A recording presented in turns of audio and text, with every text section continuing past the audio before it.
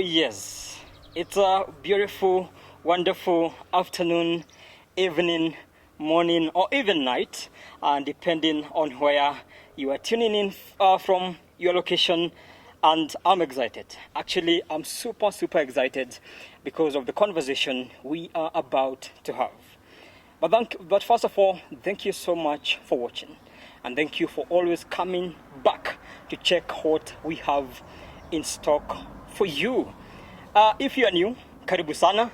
And don't forget to hit the subscribe button. And I hope that you will be here for a long, long time. And you're going to enjoy our programs and our shows and all that. So, karibu sana if you are new. And don't forget to smash the subscription button. It's there, Bombe TV, and we will be super, super grateful, and we will be happy for that support. And for you who have always been coming back, thank you so much for your loyalty. Today's conversation, actually, I would say it's a continuation of a discussion we had last week. And it was about personal security, personal safety, and even self-defense. You know what? That conversation, we had purposed it. It was purposed to go to certain people from a certain region, but our publishing and content editor did something we didn't expect. He gave it an English title. So some of you who do not speak Aterere and Onyoba came clicking, and you know what? They were disappointed because they found the language there they could not understand. But today we are making it up for that. So that's why we decided to do this conversation in English. Our guest, he is a farmer, he is a politician, he is many things. But you know what? His language is security. When you speak security, that's where he is satisfied. That's what he can speak from morning to evening, because he has been in the security sector for a very, very long time. Actually, he has worked with presidents. He has been solving complex security situations in this country, from President Kenyatta, coming to President Moi, coming to President Kibaki, and even President Uhuru Kenyatta. From time to time, he did consult him. And we are always grateful for our guests. Actually, I won't call him guest. He is a resource person, because some of the things he speaks to us, he tells us, some of the things he explains, they become very, very helpful and even resourceful to many people. Even some of the topic on the state of the nation, we know they are being referenced somewhere, and we are so grateful for that. And before we came here, you know, this is a month of love, you know. This is a time that people gift each other flowers and many, many things. But, you know, well, coming here today, the team discussed, I think today we should go to Mzee with something, eh?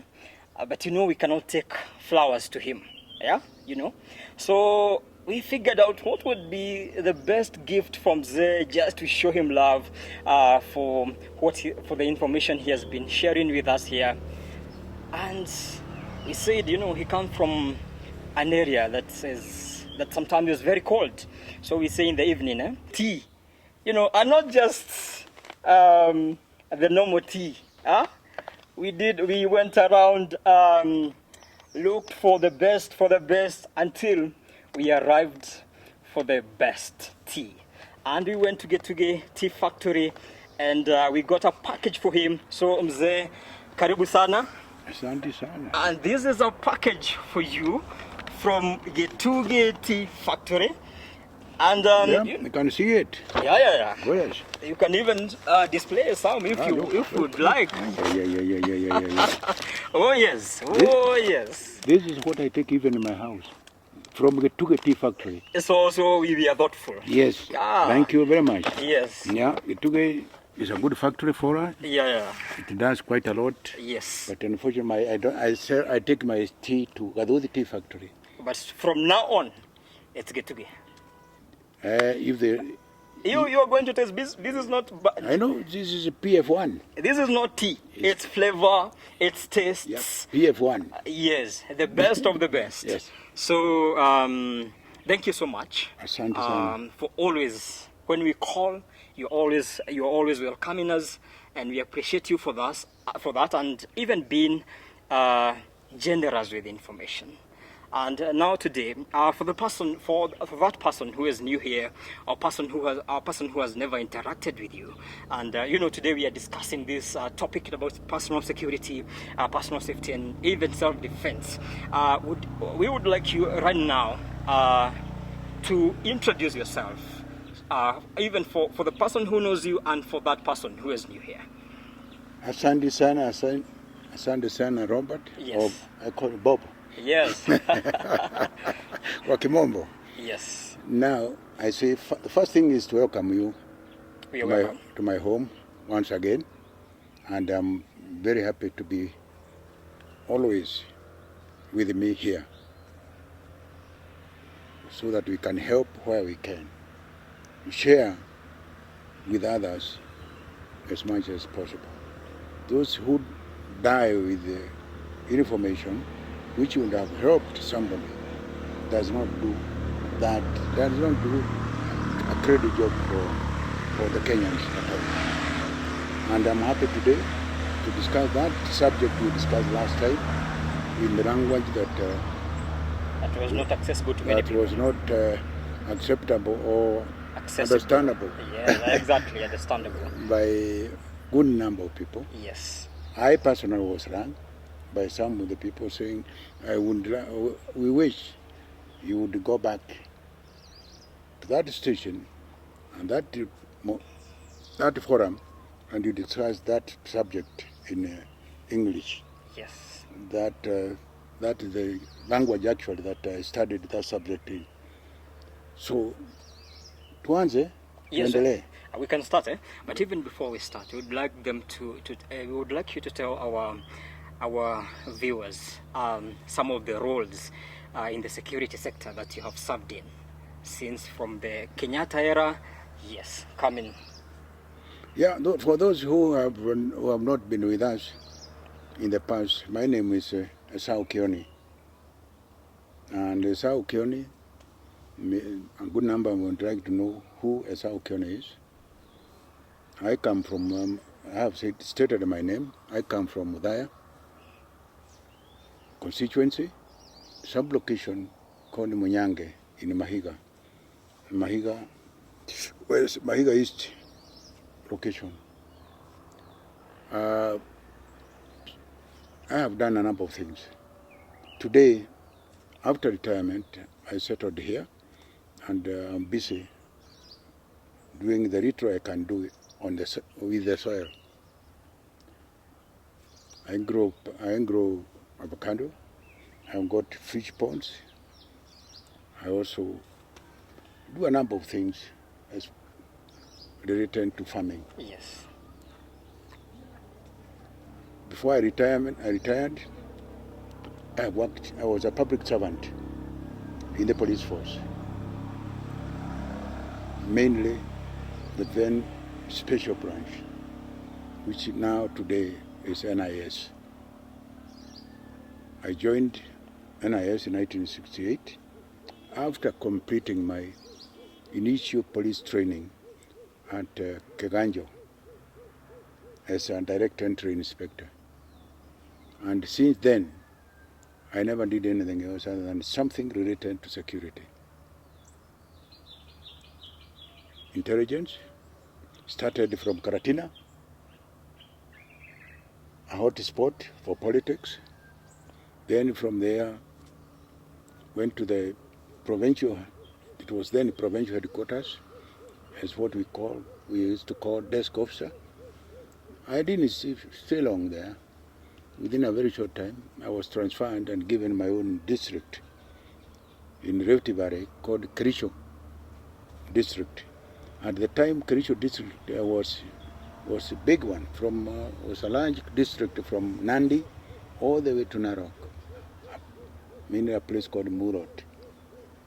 We didn't have Bomet County at that time. Today, Kericho district became Kericho County and Bomet County. I worked there for some time before I was transferred in 1971 to Special Branch Headquarters.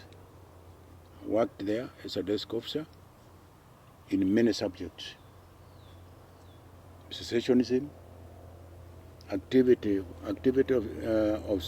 students' activity of a security interest, Yes. and secessionism in our northern district, former NFD. I had also a stint with Kenya Ways, a security service manager there, and back again to Special Branch. So there's nothing else that I know. Yes. The subject I'm well advanced with is none other than security Simply of any kind. Yeah, simply your language is security. Security, yes, including aviation and road security.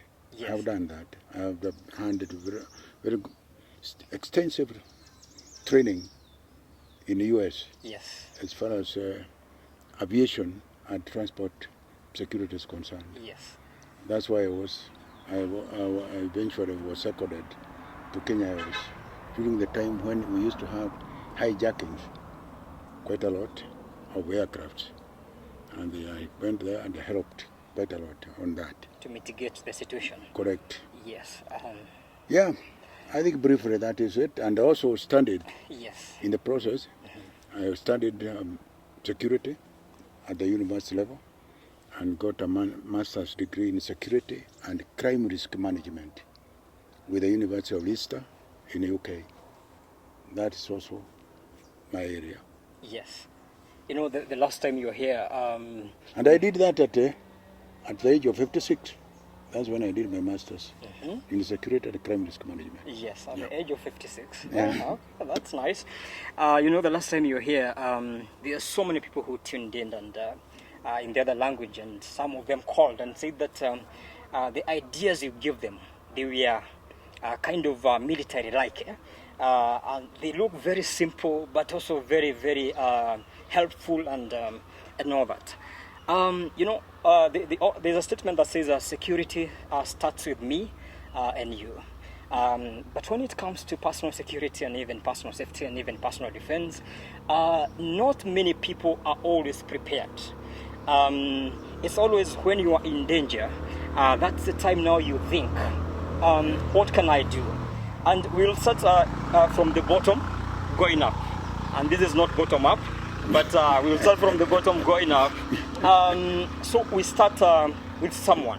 Layman's yes. understanding of security. Yes. Personal, and yes. especially personal and the family. Yes, yes. We must talk about that. Yes. And especially homes, where we normally stay with our family. Exactly. You see?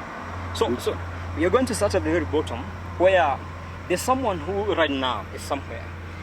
This person is thinking of making a simple home. They don't have much, so they want just to make a simple family home, no electric fence, just a simple home where that is habitable for the family. Would you kindly take us through the process that would ensure this person, even though he is not 100% safe, but at least there's a level that yes, he is secure? Yeah, well, from a low level down there, and you want to set up a home for your family, think the first thing to decide on is where to build your home, the site of the home. If you think about the site, and nothing prevents you from using a car in the future, you should also take that into account. You never know.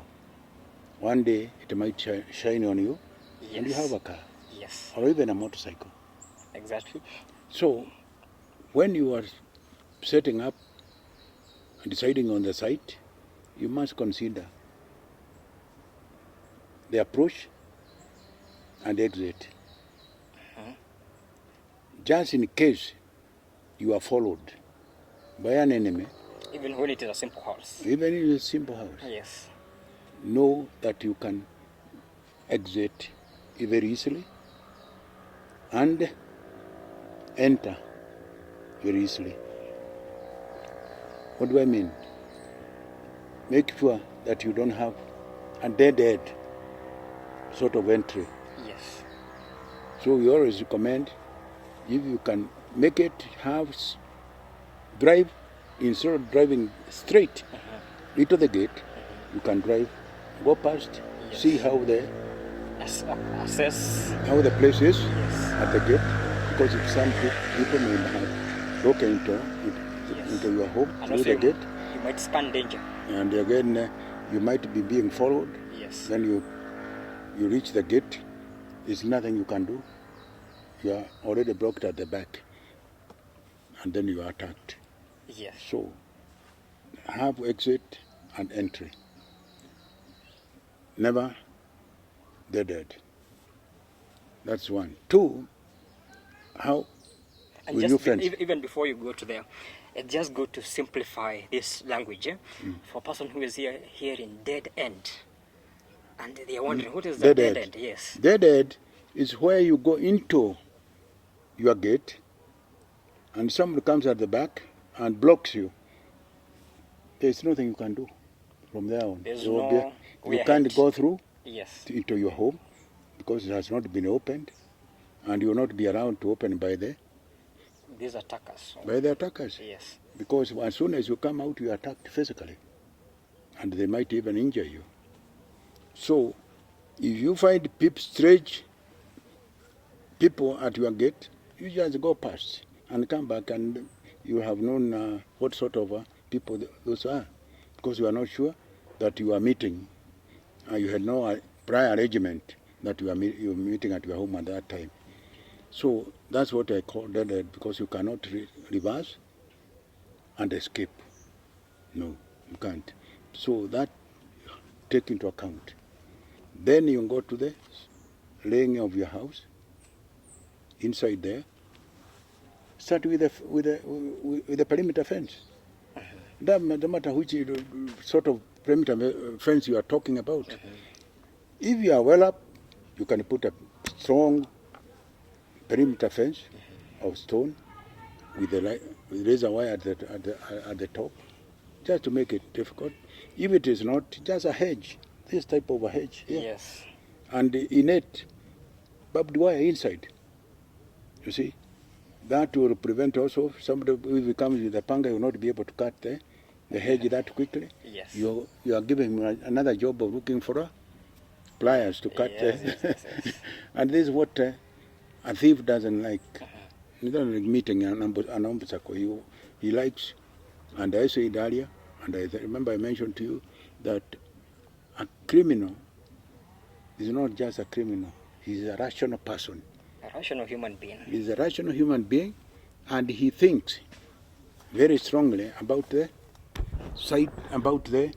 obstacles he's likely to, because first of all you consider how long it will take him to have access into your premises. If it's going to take a longer time, you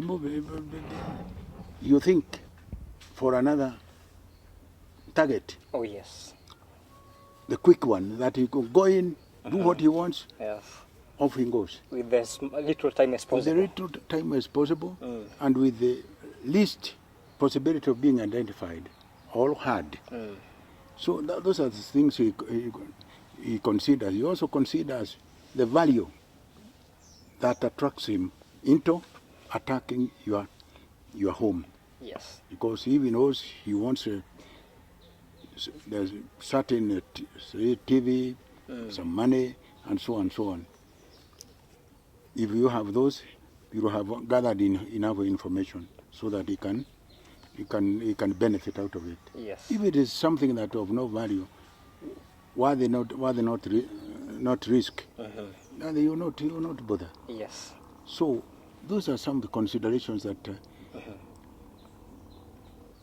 I would ask you to think like a thief.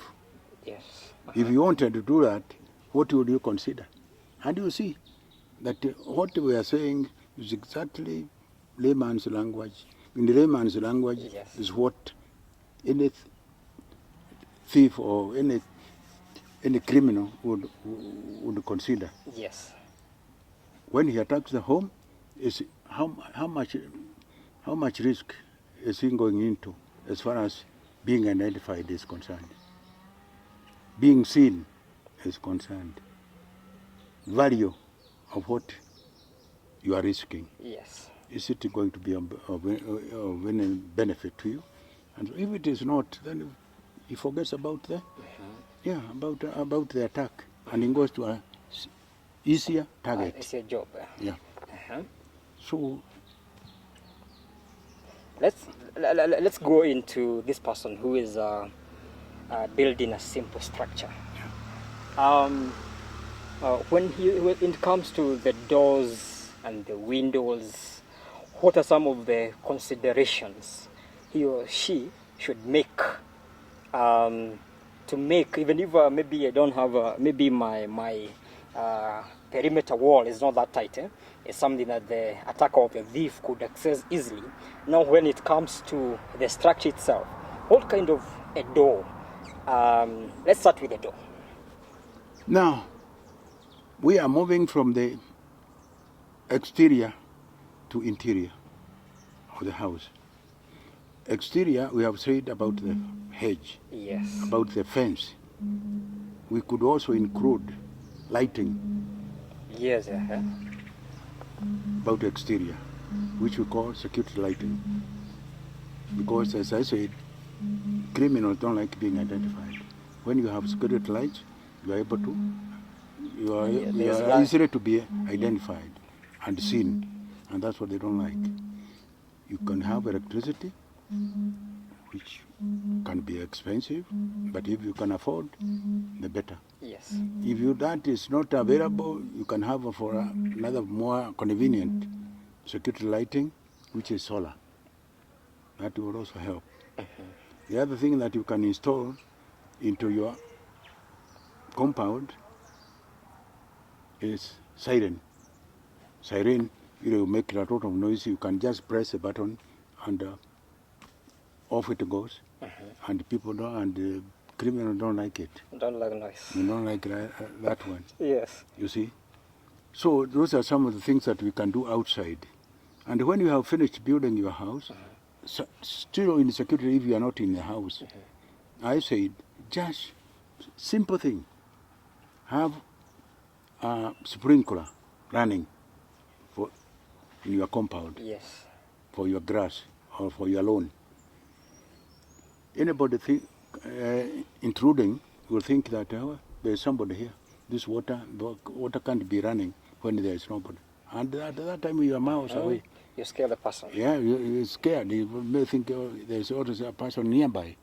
If that is not, if it's at night, or even during the day, leave even a small radio on. Small radio on. Yes. Playing music and so on. Somebody will think, oh, people are still inside. There's somebody inside. And you are miles away. That is our way of chasing them. Yeah. So those are some of the things you could do for your premises. Outside security.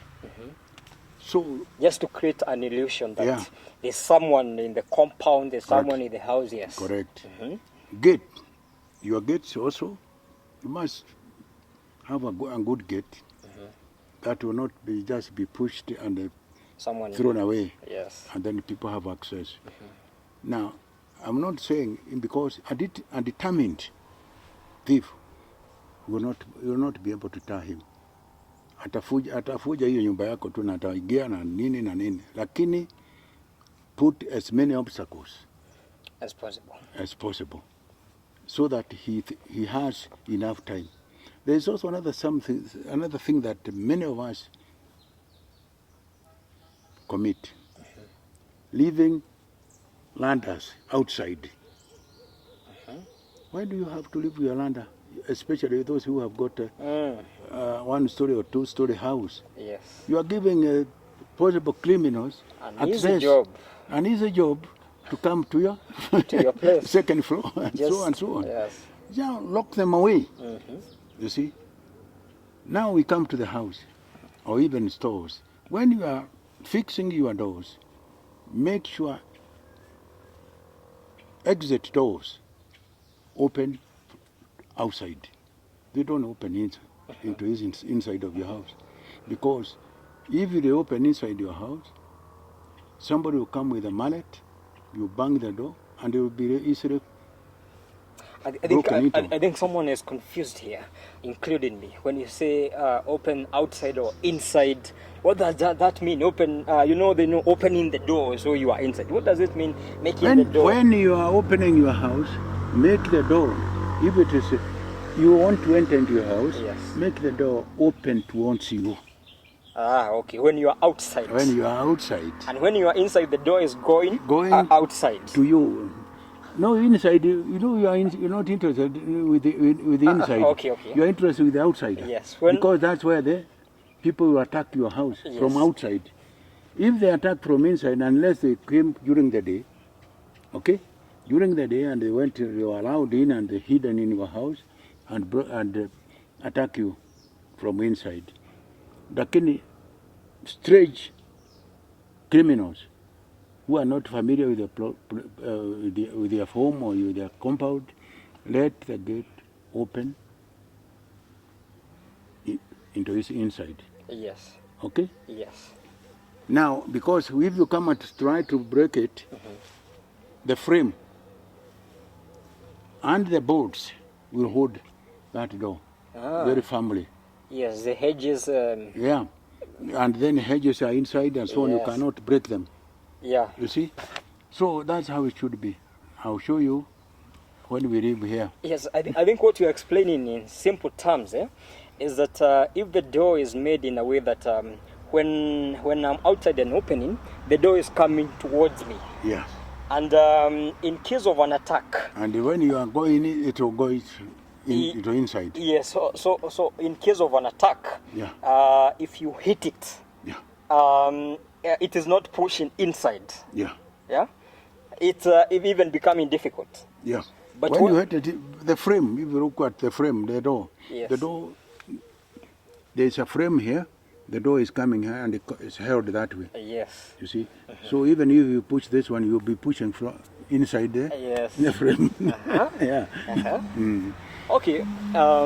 So that's now when it comes to the door. Yeah, the doors exit. At the exit, At the exit and entries. If it is entry, because you want to enter, the door should open inside. You push it inside. Make me understand this. When the door? When you come and you open, you unlock your door. Yes. You need to push it towards you. So this is when you are inside the house? No, from outside. From outside. You want to have access into the house. So the door is coming towards you? Yeah. Ah, okay.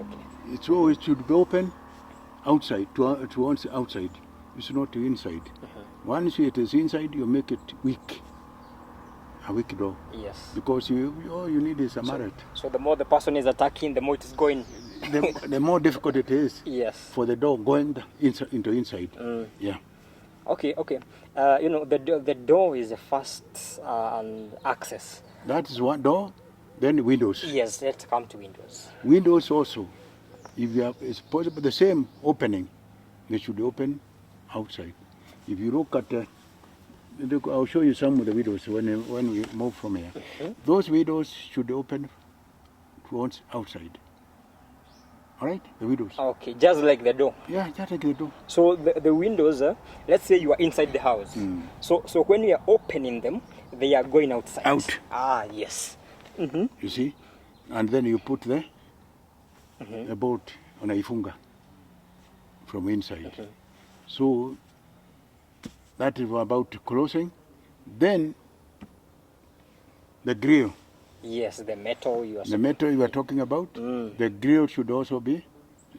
Choose the proper humor. Would you give recommendations? Maybe. Like we have an example of flat bar. Flat bar. You can put a flat bar. What is a flat bar? Flat bar is It's a bar like this, a chuma. You can put it up because if you come with the scissors ili ya kukata chuma, ukifanya hivi inakujana. Very difficult to cut. So the flat bar, give us maybe a hint of maybe you know there are many types of windows, eh? Yeah. There are some that look like they just go down that way and then across.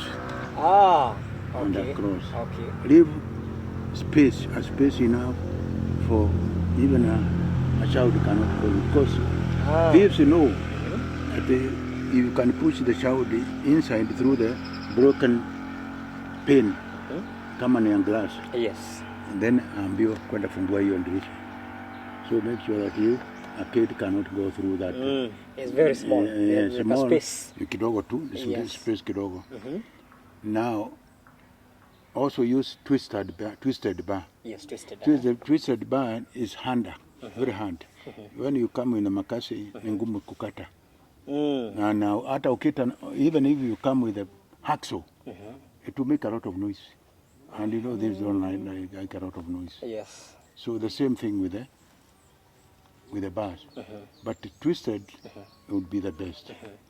Lakini ile pipes, the pipe square, yes, that people try to use.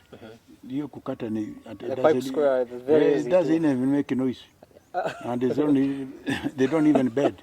You just you are it through. Opens and it opens, there you are. Yes. You have the access. So you have to be very careful when you are doing it. So the ones you would recommend, and we are not even doing any marketing for any company here, is twisted, flat, especially flat bar, and twisted. Yeah, whichever you can afford, you have done a good job. At least you've minimized. Yeah. Even frames, the windows or the door, yote. Weka chuma mzuri. Yes. Yeah. You know when it comes to a house, yeah, it's divided into there's the sitting room, so there's the bedrooms. Yes. When it comes to the bedrooms, most of them there's a door that locks the bedroom. Yeah. Maybe you can also tell us what the kind of door that should be in that for the bedroom doors now that goes to the bedroom, and even also them, how should they be made? Or should they be made just like the front door? Now, many of the houses, if you go inside, you find that the doors are mainly wooden. Yes. So put good timber.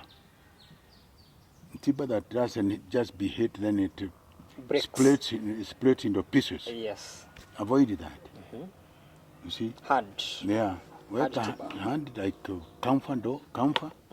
That is very good. Comfort. Good. Yeah, comfort is good. Comfort door. Which is comfort door? You say, comfort. Modite. Ni Kikuyu. Yes, comfort door. That is very good. You can use timber, comfort timber, and also bao ingine natukanga Zaire. Yes. And is DRC. They are also hardwood, not softwood. Yes. Use hardwood. Yes. Yeah. Even blue gum, you can get very good, very good timber from it. Yes. Now, if not, but for your main door, for your bedroom, if is your bedroom, put a chuma door, because you should be safe as possible. Because when you sleep, and you are the head of the family, house, of the family, and you are attacked that easily, it means the whole family is attacked. Yes. But if they know they have not been able to reach you, and you are able to make noise, they will think twice. Yes. Oh yes. That's very true. And make sure your bedroom, the master bedroom, is securely built. Yes. Yeah. The doors and windows. Yes. Even before the thief or the attacker who want access to your house, let's now come to talk about us. There's someone maybe there. This person is blessed with resources now. we started with a simple house, is blessed with resources. This is someone who can put a huge perimeter wall, and this person who wants a maximum security. Yeah. This person, even now from the exterior, what should this person consider to be very important? We said stone wall would be very good. Stone wall. If we can afford metal all around, barbed wire with razor, barbed wire also, Yes. with good vikingis.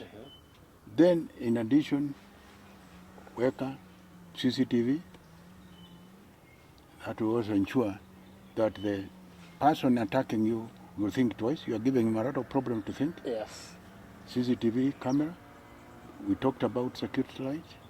Worker huko security lights. You see, if you still want more stronger and you have guards at the gate or even for to look after your blemishes, watchtower.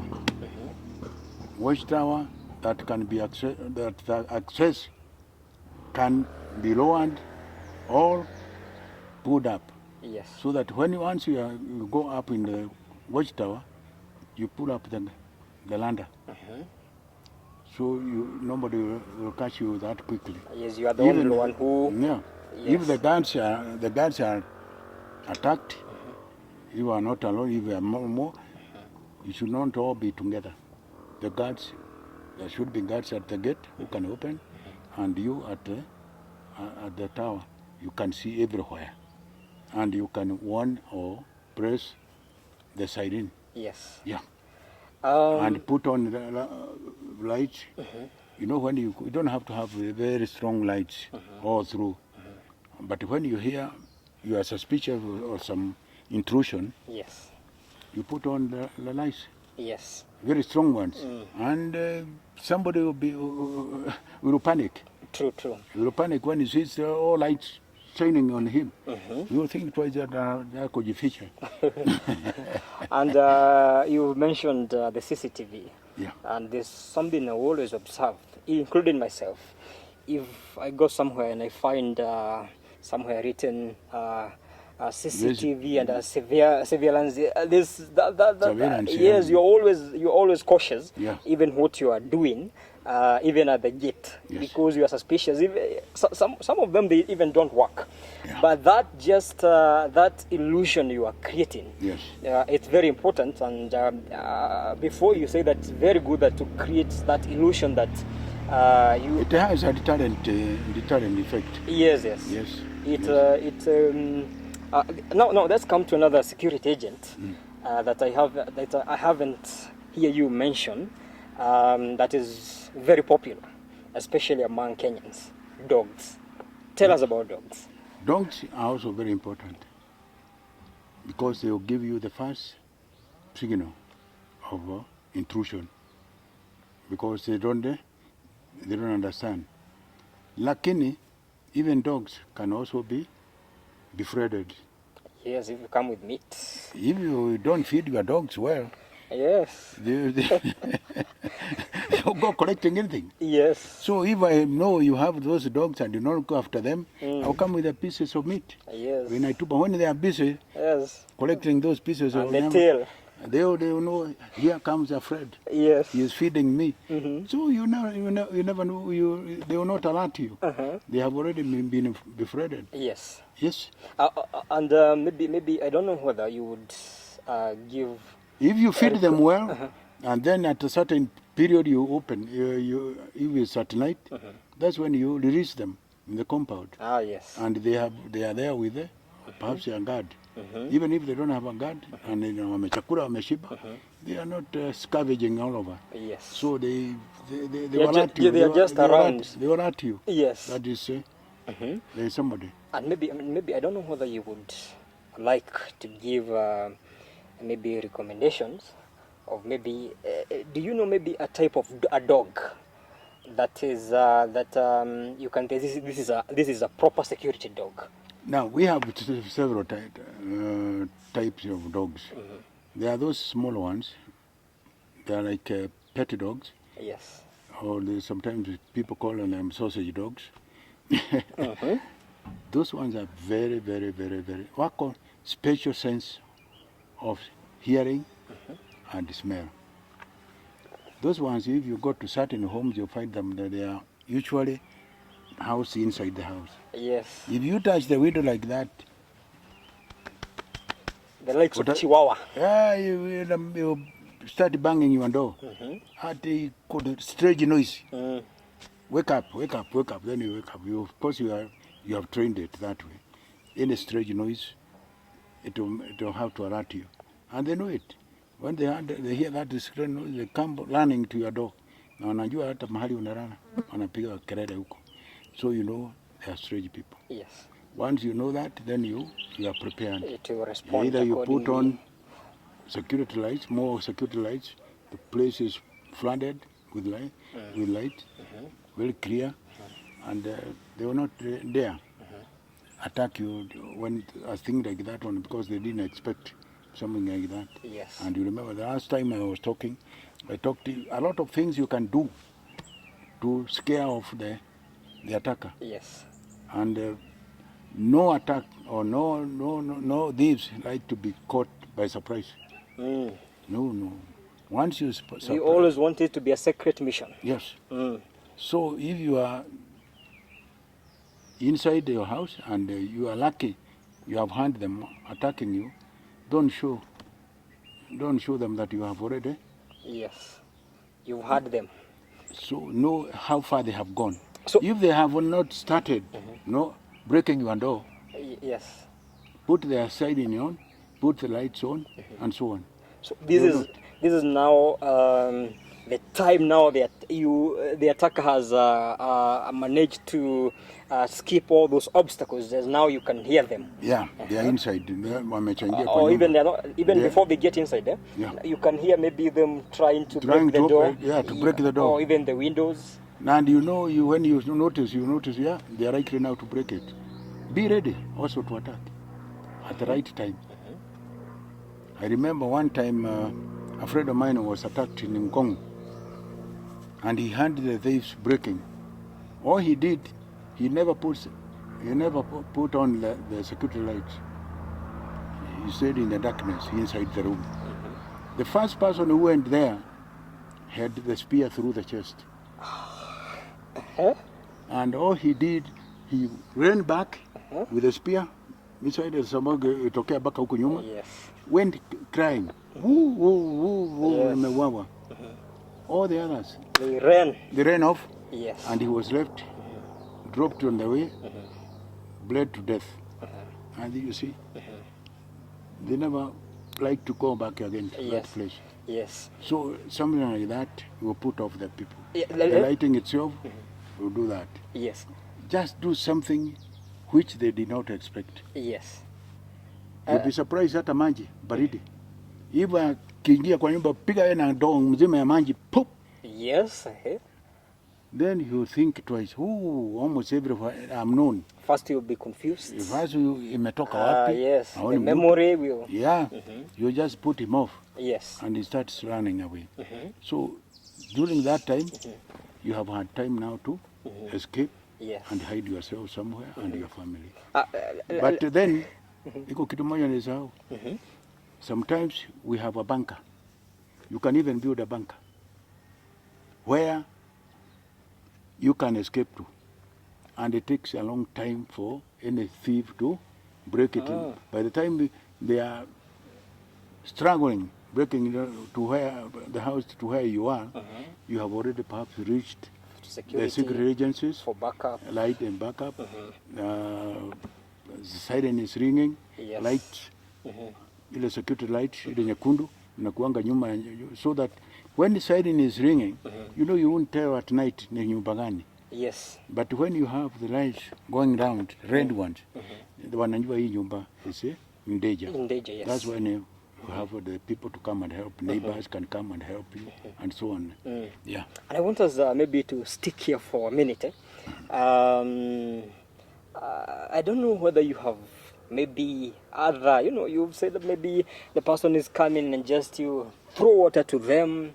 I don't know whether you have other, maybe I would call them Pilipili. simple. Yes. Pilipili yenyewe.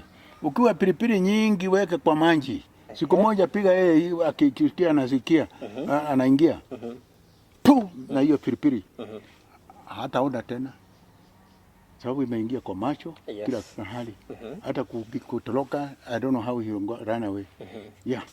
When it comes the pilipili tu which is very effective. Well, tobacco. Baki yenyewe kama uko na nyingi ile sniff. Weka na mkebe. Piga kwa uso. You see? Kwanza na kohoa. Sneezing. A lot of things you can use. Yes. Yeah. I don't know whether we can stick here for another minute. Just trying to get maybe other these simple ideas that you can utilize. Yes. And by the way, when it comes to water, should you use cold or warm or hot? Whatever you are available. Cold, iwe cold kabisa. Hot, the better. Yes. Lakini utachamusha lini? Hiyo maji. Utachamusha lini? Yes, utakuwa naye. You not you have a time to do that. Maybe what you can do, you can be warming, but you already prepared with the cold one in case. If you have hot water, the better, because that fellow will be burnt. We have bruises, we have burns, and those burns will be help in identifying the attacker. Yes. Should they be arrested?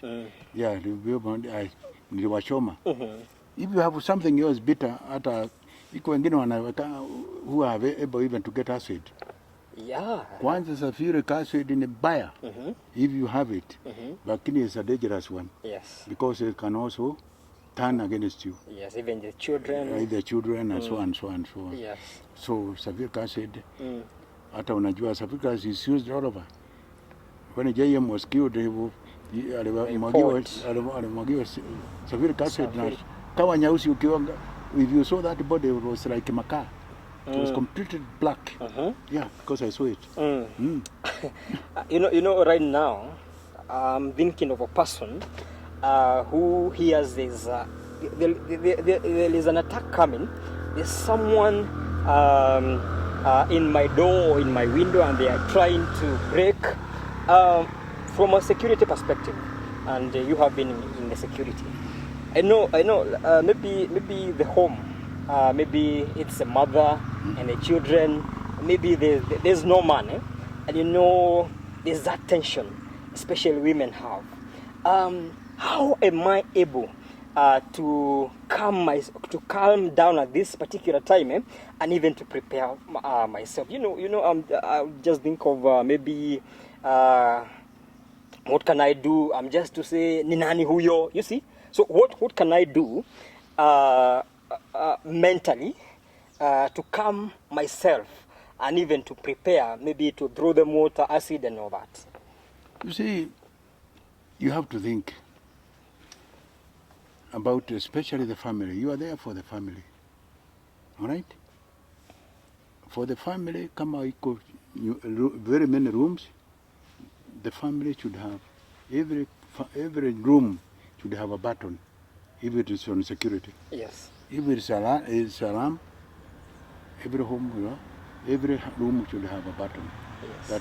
And people should also be drilled when to use them. If not that one, you yourself should also be having the portable button. Button. Yes. And even when you're at the gate, you see, you can actually set it on. If you hear the family is being attacked, you can set it on. And if it is a wife, must be having another one. And somebody else, even a watchman, should be having a button that they can be able to activate the alarm when from every side of the side of the home. Of the home, yes. Yes. Yes. We should be carrying that one. So alarm is very important. Siren itself, na hiyo taa nimesema, very, very useful. So now you can see mine there, the red one there. Yes. Right at the corner there. Yes. Yes, I can. I can spot it, yes. Yeah. I think. So from one distance, you can see even there is also a siren. Yes. There. Kengora hiyo. Yes. I think you've mentioned something very important, that in case of an attack, this time you hear like you are going out of your mind, the first thing you should do is to think about the family. And be sober. Yes. But don't panic. Yes. Because if you panic, you make a mistake. You're about to make a mistake. You start shouting. Yeah, don't shout. Just and your mind is blocked now. Now, if you start shouting, what about the rest of the family? Yes, the kids. You just be crying. Now they will be looking after you to be their protector. Yeah, defender. Defender, ndio. Yes. Wakiwa ngao na na mlinzi. Now I'm imagining now. We've heard there's an attack that is coming. Yes. So there's the mother and maybe the father. There's the children. There's even maybe the domestic worker and maybe other people who are within the same house. And we hear that now there's an attack. I want to know whether this is a good idea at this particular time. Should we make individual efforts, and how do we make them? Individual efforts to maybe find the way out of the situation, and even as you do it individually, should you maybe call all the people and bundle them into one room? Now, that's why I said you can have a strong room or a fort. Yes. Where bunker. A bunker. Where your family can go. It's stronger. It's beauty, more family. Yes. Than the others that you can tell the family to stay there first. But don't forget, there must be an escape route. Yes. Because the thieves or the criminals can set the house on fire. Oh, yes. They are dangerous. So you must have an escape route that hata ikiwa ni hiyo, you can exit and run away. Yes. You can have even a very safe route that you can take, and your family gets out of the house. Yes. Now, I can tell you, hakuna criminal atajaribu kuendelea na attack your house if he is not sure that everyone is in the house. If he detects that some people are already outside, na wametoroka, he will not continue. Ajui utarudi na nani, utarudi na nini. Yeah. So make sure that all of you are not in the same place.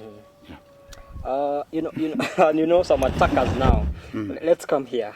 Some attackers or even thieves, they are very daring, eh? And maybe their moves will be very, very silent. And now you are there sleeping, and here they come. How do you react at that particular moment? Now here they are Wameanza kukwambia amuka mzee, leta pesa. Yes. Leta hii pesa. Don't try to be a hero at that time. They will harm you.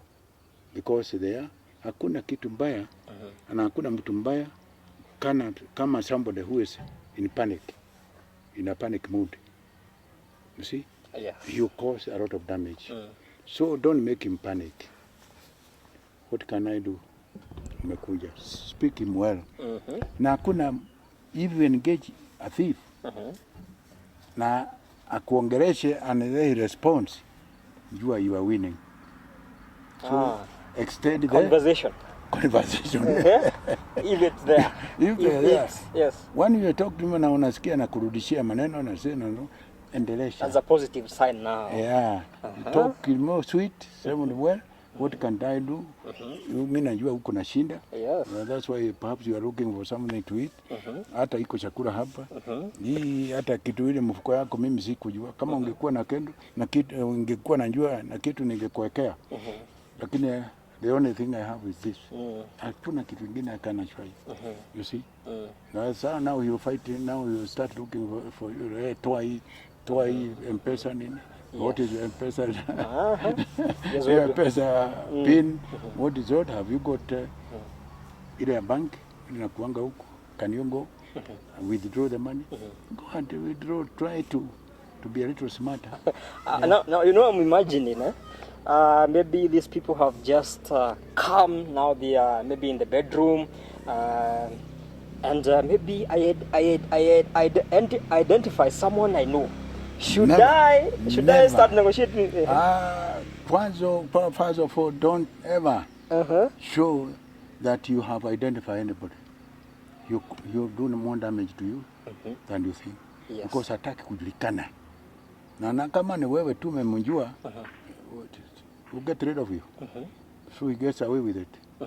Hakuna haja. Even if when you know. But when you feel you are safe, that's the time now you disclose huyu nafikiri ni akina fulani walikuwa hapa, led by so and so, by so and so. So after now they've left? After they have left. After when you are safe. Yes. And you're 100% sure that... yeah, hakuna kitu itafanyika. Yes. But I always tell people, don't try to be a hero. No. Don't try to be a hero at that moment. At that moment. No. Be the coward. Hii pesa kama ni pesa yako na hata ni simu na patia hawa. You look for another one, you buy another one. Yes. Now let us imagine it this way. Some people have come. They are now in my bedroom. I even don't know who they are. I've tried to maybe negotiate with them. I see they are not giving in. And maybe these people, they even don't want my money or anything in the house. Those then must be people who have been sent to do you harm. Maybe to kill you, yes. Yes, to do you harm. Now, if I detect that these people now want to kill me, should I attack or what should I do at that particular moment? First of all, don't show yourself as the bravest or the strongest man. Pretend to be that weakling until you get a good opportunity where you hit one of them so hard that the others will not dare continue. They will just start running away. You can even lead them where you think you'll be safer to attack them. Hata kupeleka hawa kitchen kama una na kisu, then you take the kitchen and kama kule wacha tukule kwanza nini. Yes. Mnaenda huko kama ni kitu wanataka. Yes. Then you are able to know. But have something in the house. We can always pick and do harm to the people. Even if it is a machete. Yeah, anything. Have something. Yes. Also, if you are living in a story house, you can also design something to take you out. One of the widow. To jump. You jump. Isn't that more dangerous even? You don't jump there. You have always what you can pull in and pull out. Landa, weke landa ya kamba. That you can throw that kamba chini. Uteremuke naye mpaka chini. Yeah. Then you have access outside. Yes. And Najagiri will not have known what has happened. What has happened. Huyu mtu ametokea wapi? Ametoka na. Yeah, by the time anafikiria to scale down with the same rope, you umeenda kabisa. You see, they will not continue attacking that house. Yes. Si watajua wanaenda huko. Na kitu ingine muhimu, na people don't think it is very important. Firimbi. Kuwa na firimbi kwa nyumba. Penga. Yeah. Ukitoka ukipiga. Watu wote wataamuka. Na watu wakiamuka, how the thieves will think twice whether they will continue with the attack or just escape safely. Yeah. Kafirimbi ni very important. Yes. Firimbi. Firimbi tu. Yes. Yes. I'm imagining now. These people, I want to imagine these people now. They've been sent to kill me. Yes. They have no other mission. They don't want anything from my house. They can't even allow me to like the way you were saying, to go to the kitchen. But they've told me something. Make your last wishes or your last prayer. Yeah. And now go. At that moment, what maybe should I even say? Umejua hakuna dhivu kama ajui nyumba vizuri. You not withstand noise. Because kama ukijua unauawa kabisa, so you make noise. You see, your grower will sema bu. Ile Wakikuyu. Kana mama naye natoka huko nje na piga kila kitu. They don't want. In any case, they are determined to kill.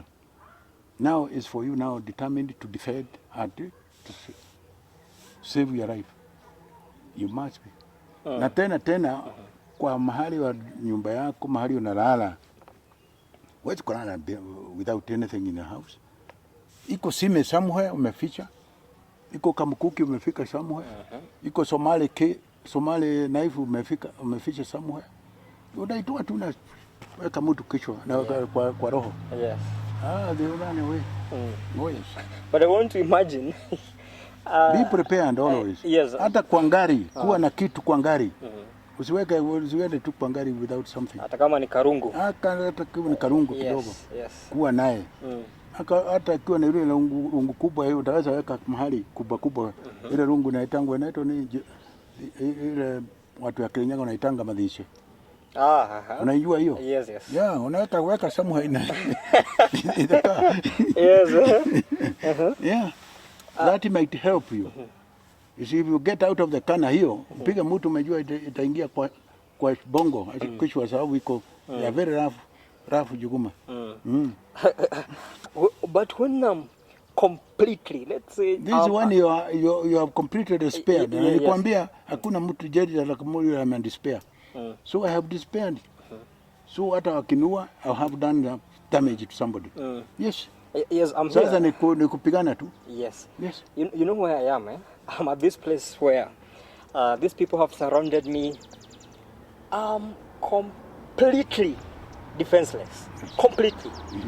And they told me to make my last wish. Yeah. Very last. Now I want to imagine the content of my words that would likely maybe soften their hearts. Tafadhali kabla ya mimi, let's pray. Allow me to pray. Be on your knees. Tafadhali mniwashirie niombe. Somebody will think. Yeah. Now pia Mungu akusaidie na forgive these fellows. Wasiwahi uwa mtu mwingine. Usiwe they will not and make them that feel it, they will never kill anyone else or harm anybody else and so on. Yes. Yes. Somebody may listen and hear and listen that. Yes. And maybe they might be remorseful. Yeah, remorseful and huyu mtu ni. Yeah, they might have us that second doubt. Yes. Just do something that you not make them strong, harder on you, but softer on you. Yeah.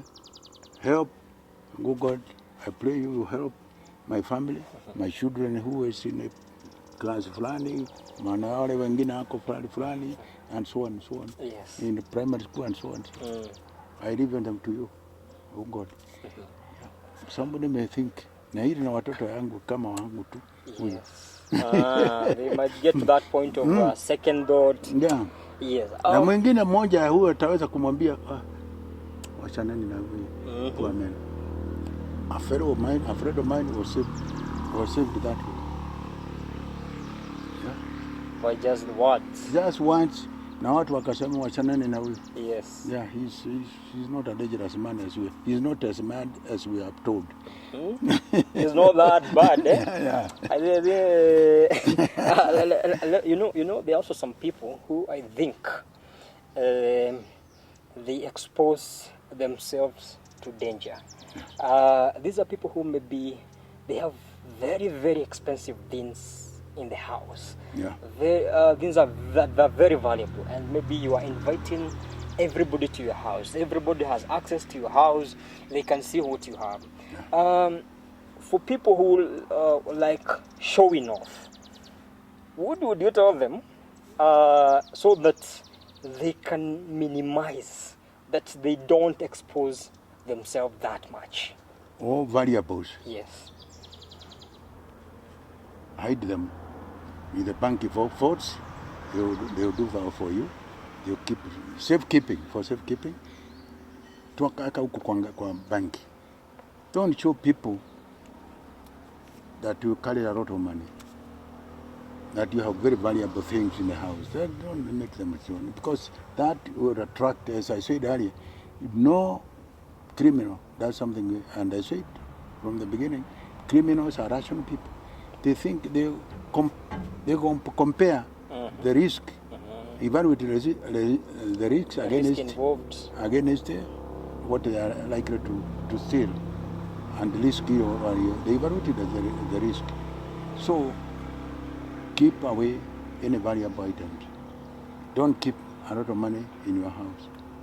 You see, kama ni kitu kidogo, pesa kidogo, wekanga tu noti 20 na nini kwa 100 unaweka hapo tu.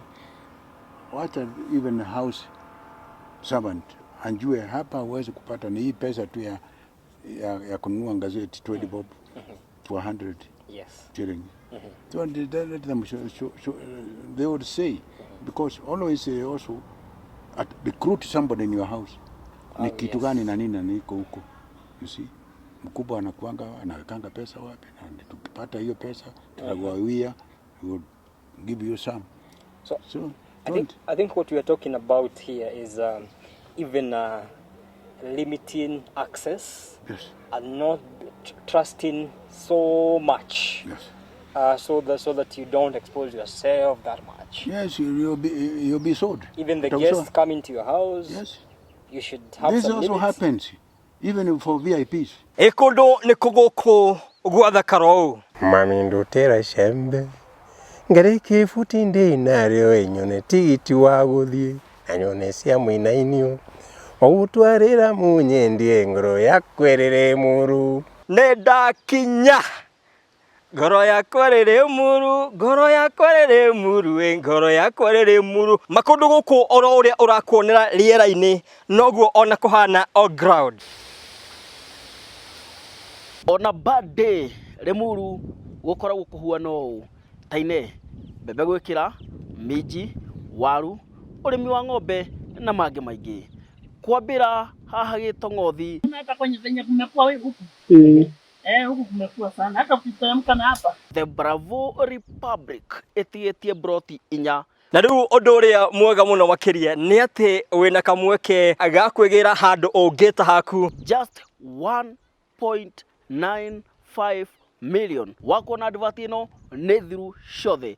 Wehũrĩrie kamwe ũkorigania na maneiba taine mwago gũkũ Limuru kwambĩra Gĩtong'othi. Ni ure we ni ureyonera andu ni makite ni kundu guthaka muno makiria eno ni ona he mundu roire ni irigite ucio ungi hau ni arakire ni kiwetire nduhiuhe ndwanirie na ithue arandiria na madirector kambuni ya The Bravo Republic Simon Jogu kana Peter Garoya mari Phoenix Arizona bũrũri-inĩ wa America kugerera namba 316-371-9196 we with diaspora guku bũrũri-inĩ wa Jamhuri arandiria na sales manager Joseph Maina kugerera namba 0722-735-569 tukunengere plot wikire kwenda nayo urime wake wikire mukawa anything you want karibu sana guku Limuru kwambĩra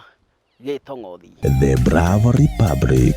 Join the Republic of Ideal Deals. Oh yes, the Bravo Republic marakurehera quick sale ya Kajiado County Royal Gardens Phase 2. Nimagoda very prime na utinagĩtio broti cia 50 by 100. Negated community ethĩinĩ wa controlled development. Thitima, maĩ, macukuru, mathibitarĩ, makanitha na mabarabara nĩ cia gĩkĩro kĩa igũrũ. Kuma mũgũnda ũyũ nĩ ndeka 10 kuma Kajiado Town na nĩ ndeka 5 kuma mũkawa wa Kajiado Resort. Broti ici cirendi na thogora mũbacĩrĩre mũno wa 1.3 million mbia cia Kenya. Kana arĩa me majuu tũkamenderia $11,000. Kwa ũhoro makĩria aranĩria na ithuĩ. Namba citũ nĩ 316-371-9196. Warie na Peter Garoya na Simon Jogu mari Arizona bũrũri-inĩ wa America. Kana 0722-735-569. Warie na sales director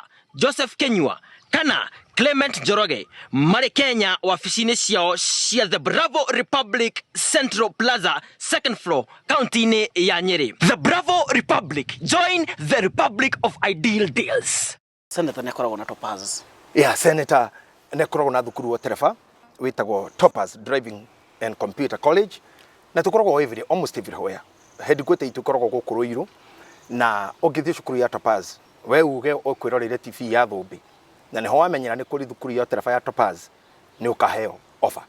That is my negaruta order tondu senator kiri rungu rwakwa orobe patorore Topaz Driving School and Computer College. Ngo muhe namba yao nigetha mukahota gwikirira andu hau screen-ini. Avai ukumenya muno maundu maya wanyita wina mo no uri hana no tiagiri no uramenya uriu tigana ngari na we smart muno no nayo gitwaro bengi mundu ni aheo runi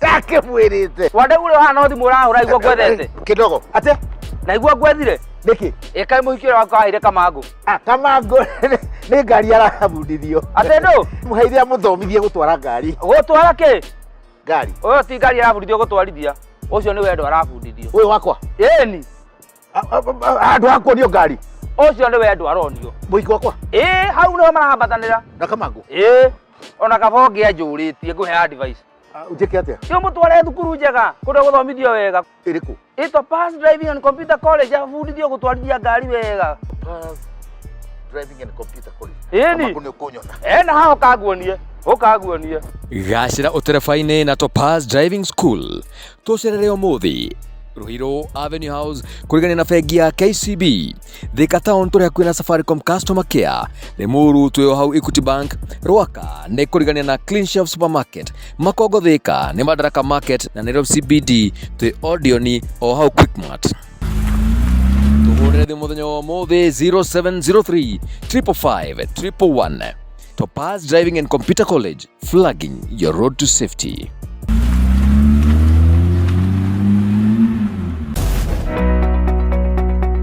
Riboti cia magania na cia mwanya iria thombe tukoretwo tugikurehera thombe ciri ukiri-ini thombe cia mitangiko kirema nditi ritho ria unduire ona kana muro wa muremi cia gukorwo cikuhitukaga ni gukorwo ndui ura subscribe tiga guciguaga na andu subscribe umuthi tukwe gitumi kia why life is for the living niki turumira nenda-ini cia Facebook na Twitter @Thombe TV tuguikie mbere subscribe Thombe TV uyu ni uthamaki subscribe now.